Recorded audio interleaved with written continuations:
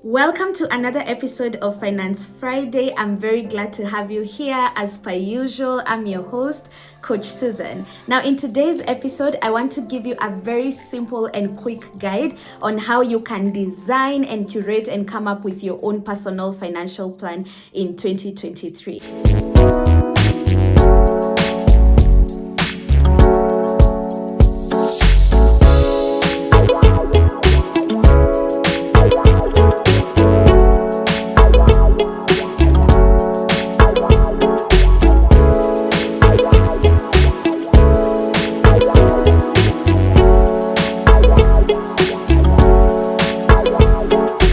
Financial planning is the simple process of planning for or arranging your money around how you're going to make money, exactly how you're going to save and spend it, and how you are going to organize your finances around being able to live a comfortable life, to have financial security and wellness, and to be able to hit your short-term, medium-term, and long-term financial goals. And this is a very important aspect of personal finance, and it is not just for the people who are doing financially well. As a matter of fact, I love to tell low-income earners time and time again, because I work with a lot of low-income earners who want to understand budgeting and investing, that with a good financial plan, you do not have to be earning seven figures to be able to hit your goals. So in today's episode, I want to give you a very simple guide that you can use, and hopefully by the end of this episode, you should be able to ideally sit down, go on a money date with yourself, and be able to set your 2023 financial goals if you haven't already done that. So let's get into it. So what exactly do you need to create a financial master plan? The first thing that you need is to set aside a designated time and to have all the resources that you need to get the process done. You do not want to do this in a passive manner. You want to be intentional with it. So I would definitely recommend that you take yourself out of your normal environment, whether that is taking yourself out for a cup of tea or a cup of coffee or whatever it is that works for you. Just be in an environment where you are feeling very relaxed and you're serene, you're intentional. It's a quiet space if that's what you prefer to work with.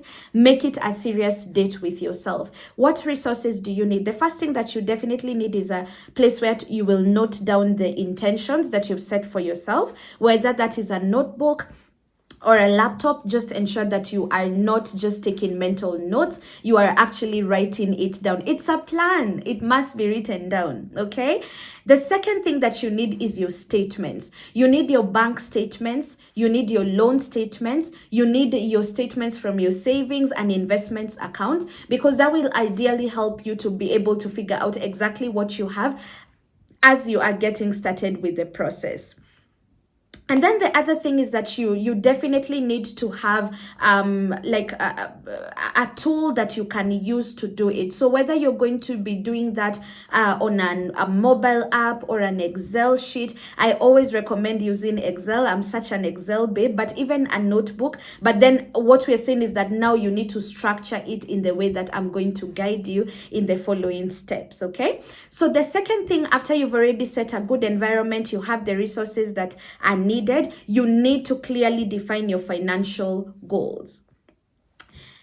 Now, financial goal setting is very simple. I know every time I mention this to either a client or just something someone I'm talking to about financial goal setting, it looks like it is such a difficult thing to do, but financial goal setting is actually a very easy process. And ideally what you want to do is that you want to break down your goals into short-term goals, medium-term goals, and long-term goals. Now, short-term goals are anything you want to get done in the next 12 months. So ideally, your short-term goals would be things you want to do in 2023, if you're watching this video right now in Feb.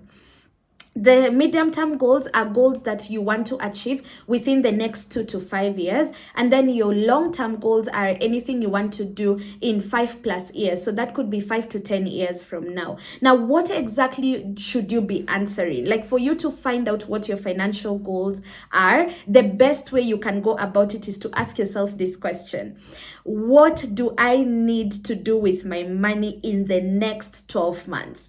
those are your short-term goals. What do I want to achieve with my money in the next 2 to 5 years? Those are your medium-term financial goals, and so on. So in other words, figuring out what you would want your money to do for you, what you want to achieve, because it's not a financial goal if money is not involved. So what exactly would you want your money to do for you? If you can be able to answer that question, then you have yourself your financial goals. So that could be, I want my money, the money I'm earning, to help me get out of debt. I want debt freedom. That's a goal.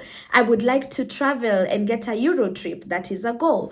I would like to have a fully funded emergency fund. That's a goal. I'd like to prepare my child for school in the next maybe 2 years. That's a goal. So that is how simple setting the goals, setting your financial goals can become. So once you've been able to define and to clearly list down what those goals are, the third thing that you need to do is attach timelines and amounts to those financial goals. Listen, guys, it is not a financial goal if you have not attached a number. And this is where a lot of us drop the ball.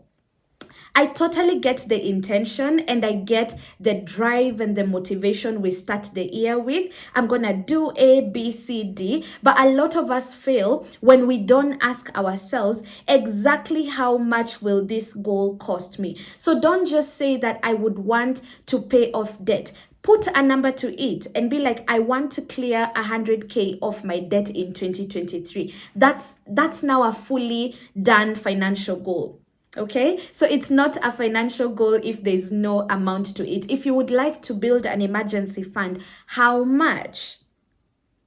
Right? So you can say, I would like to raise 100K towards my emergency fund in 2023. If you'd like to take your child to school, by now you need to figure out exactly how much you would be working with. Guys, having a number in mind helps a lot because you are actually able to work backwards. When you have an amount and you have a timeline, then it becomes easy. Why? If I want to raise 100,000 for my emergency fund in the year 2023, then it's easy for me to break that down. 100,000 divided by 10 months. Let's assume you're watching this video in February and you want to start in March, which means that you just have 10 months left. Okay, so if you want to raise 100,000 this year, you just have 10 months left.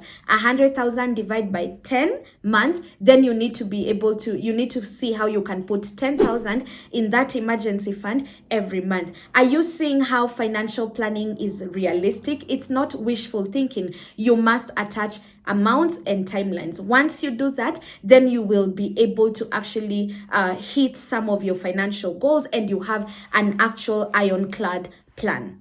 So this particular point is all about asking yourself, how much do I need and by when do I need it done? If you have not answered that question, you're not doing financial planning properly. The fourth thing that you need to figure out in your financial planning activity is, where is the money coming from?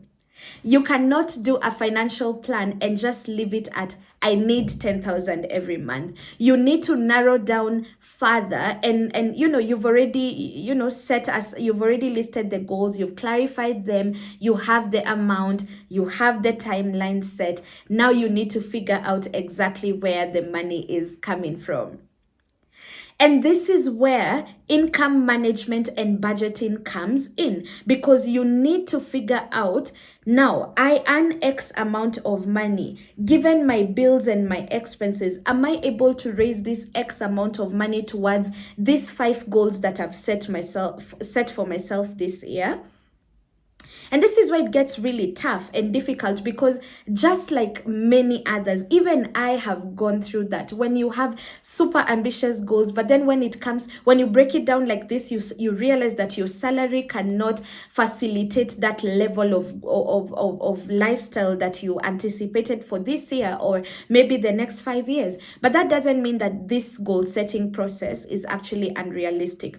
That probably now brings you to a place of realizing that whatever amount of money you are earning is probably not enough. And that is the story for so many people.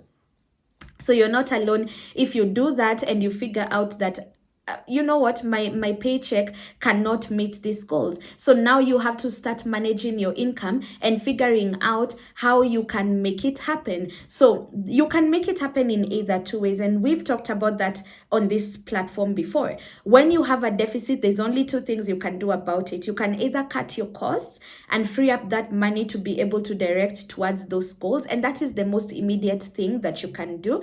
However, you also need to start figuring out how you can make more money. So whether that is by negotiating better pay at your workplace, going on steroids in terms of running your business and making more money, or just figuring out how you can make more money through side hustles, then that is very important. However, still under income management, budgeting is very, very important. Listen, guys, in 2023, if you are not actively budgeting, and by budgeting I don't just mean having a list of your bills, but having a tool, whether that is an Excel sheet or a mobile app that helps you to be able to see and to plan for exactly where your money is going every single month, you're really sleeping on yourself if you're not already doing that.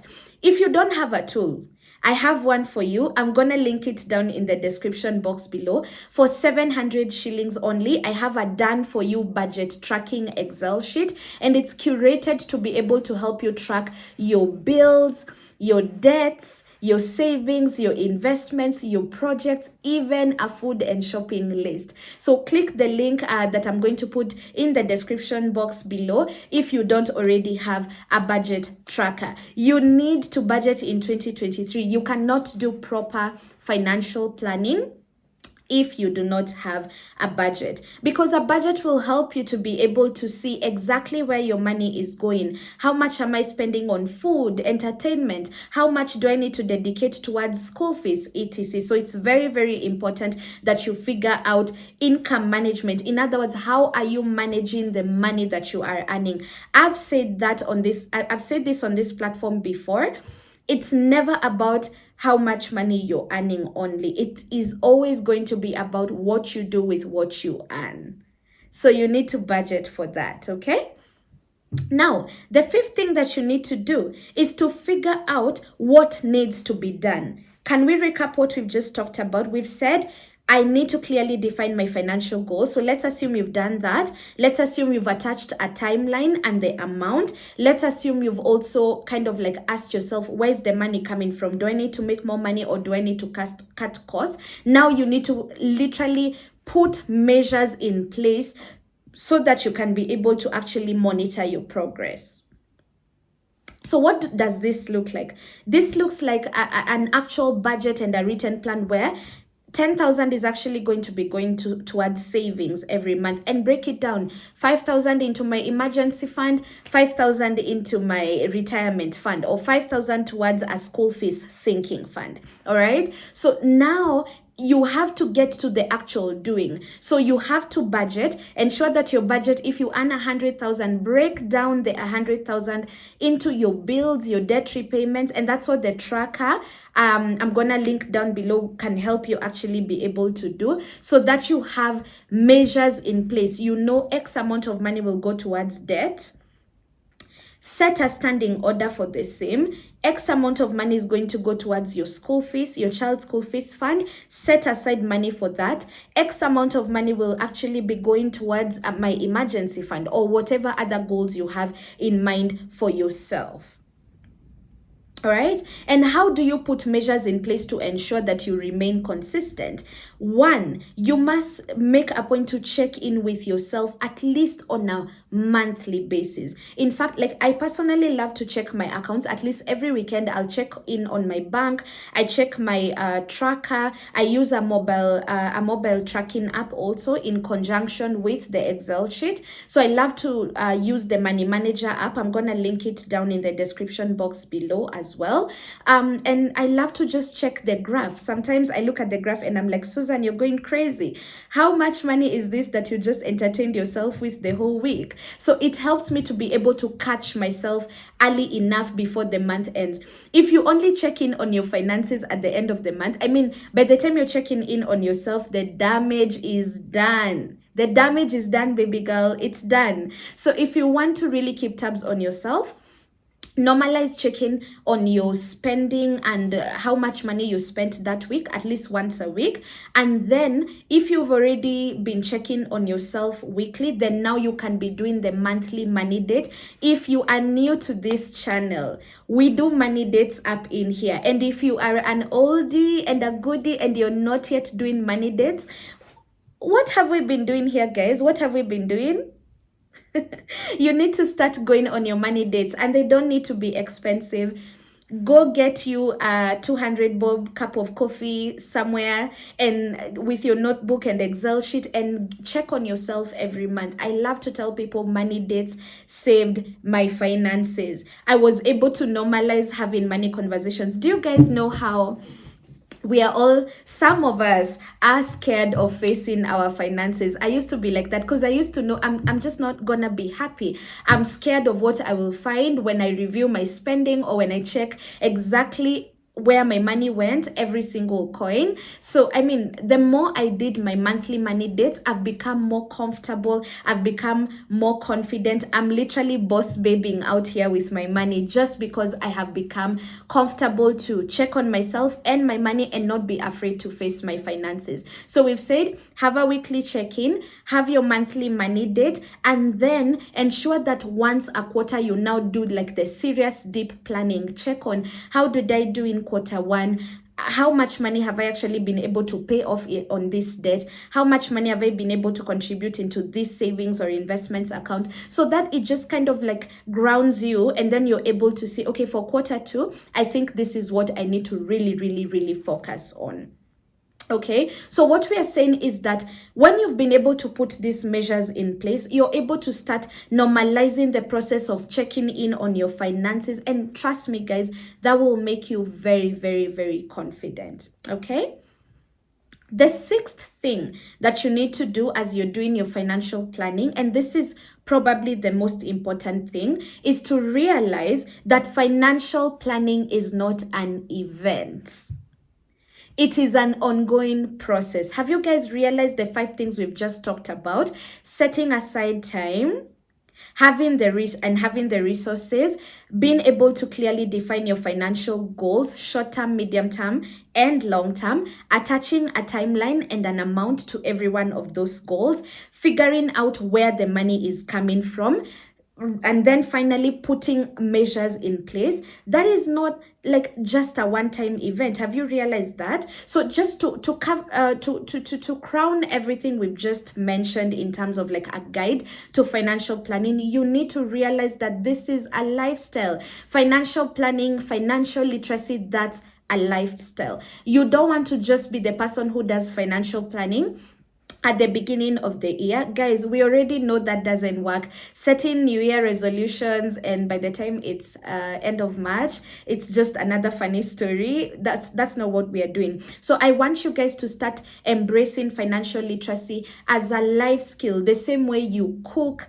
clean, take care of your hair in a continuous basis. I need you to understand that financial planning is maintenance, and you need to do it as an ongoing process. That's why we are doing the weekly check-ins, the monthly money dates, and the quarterly financial planning sessions. Okay, so once you've been able to understand that it's an ongoing process, you'll also realize that you get to grace yourself better. You catch yourself early enough before everything goes haywire. So understand that you need to now start embracing financial literacy, financial planning as an ongoing process.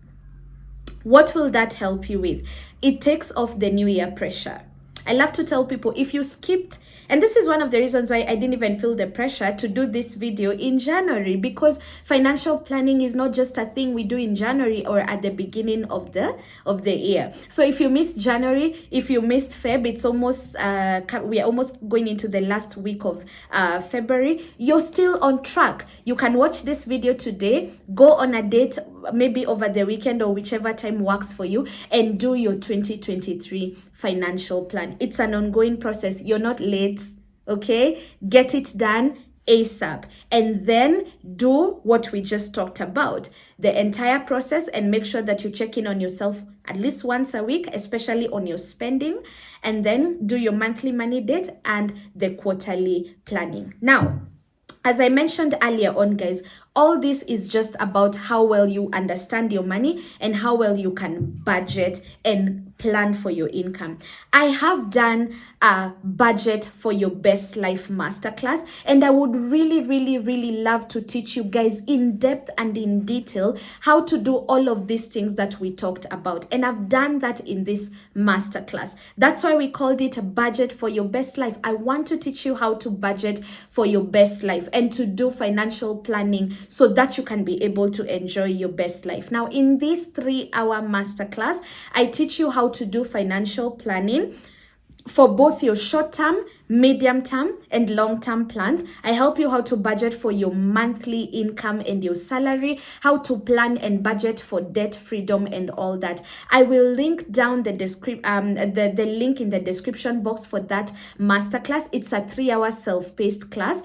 If you purchase this class, you're going to actually get the recording for a lifetime, which means that you can always come back and refer to what we talked about. And the icing on the cake, guys, this tracker comes with a free budgeting template. So once you get the tracker, it's only going for 2,750 shillings, Kenya shillings. You're going to get a 3-hour masterclass together with a budgeting template that is done for you that you can actually use to apply what we have learned in the masterclass. So if you've been trying to figure out budgeting by yourself and for yourself and it's not been working, please invest in your financial literacy. Go ahead and get that class.